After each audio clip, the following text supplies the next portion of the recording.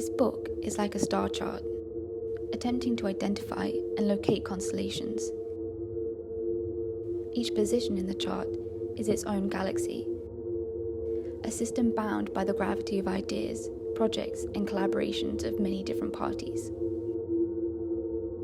The universe which hosts the galaxies is constantly expanding and infiltrating the permeable borders of these galaxies with its own tenuous gases. The galaxies vary in their morphology and other properties, yet also have something in common.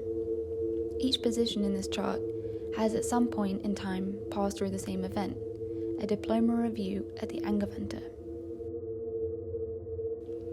While a look at the starry sky discloses a paced state of our cosmos, this book rather emphasizes the now by taking into account what was and at times even what comes next.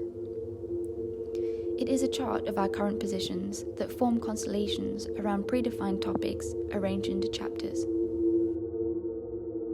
The following pages do not need to be read linearly and are inviting the reader to become a compass oneself and draw further constellations within the printed pages and beyond. It is a time of instant communication and dissemination of information. The choice of a printed book is relevant. Hence, the book is about the meaning of now, a joint moment created, captured, and preserved on the following pages.